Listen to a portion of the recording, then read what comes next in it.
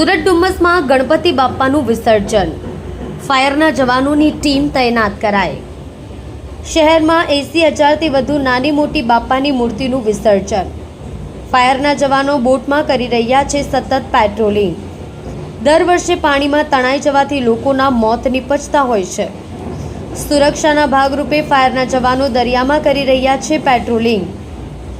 WKT દરિયામાં વિસર્જન કરતા ફાયર ઓફિસર સાથે વાતચીત। આજે વહેલી સવારથી મારી છત્તાઓરાની મુલાકાત છે અને હું સવારથી જોઈ રહ્યો છું કે શહેરીજનોમાં ગણેશ વિસર્જનના કામમાં ખૂબ અભૂતપૂર્વ આનંદ અને ઉલ્લાસ જોવા મળી રહ્યો છે।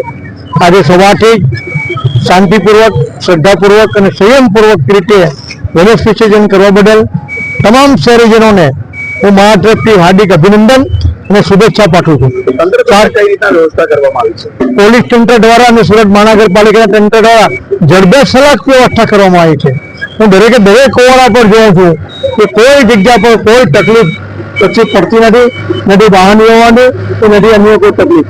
અને સાથે હજુ જે પણ કોઈ ગણેશજીની વિસર્જનની મૂર્તિઓ બાકી હોય તો મારી શહેરીજનોને અપીલ છે કે તે પણ ઝડપથી બહાર કાઢી એને ઝડપથી વિસર્જન કરો અને તંત્રને આપનો સાથ સહયોગ આપો। હું છું સબ fire officer Rohit ખલાસી, Surat and fire brigade, Surat and fire and emergency services.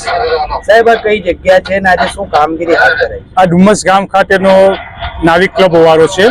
અહીંયા ગણપતિ વિસર્જનની પ્રક્રિયા ચાલુ છે હાલ। સાહેબ, કેટલા ફૂટની મૂર્તિઓ અહીંયા વિસર્જિત કરાય?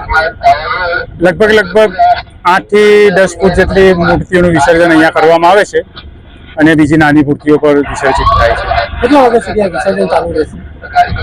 આમ તો કશું કહી નહીં શકાય, પણ લગભગ રાત્રે 12 થી 1 વાગ્યા સુધી વિસર્જન ચાલશે। સાહેબ, આપણી કેટલી ટીમો છે ને કઈ રીતે પેટ્રોલિંગ કરી? અત્યારે હાલ અમારી 2 બોટો છે, 2 અધિકારીઓ છે અને 15 ફાયરના જવાનો છે, જેઓ તરવૈયા છે અને દરિયાના જાણકાર છે। સાહેબ, કઈ રીતે પેટ્રોલિંગ કરાય? જ્યારે પણ મૂર્તિઓ વિસર્જન કરવા માટે આવે છે, મોટી નાની મૂર્તિઓ, ત્યારે અમે એમની આજુબાજુ એમને કવર કરીએ છીએ, જેથી કે મૂર્તિ વિસર્જિત કરતા કોઈ પડી નહીં જાય અને જો પડી જાય તો એમને બચાવી લેવામાં આવે, તરત એમને સહાયતા મળી રહે।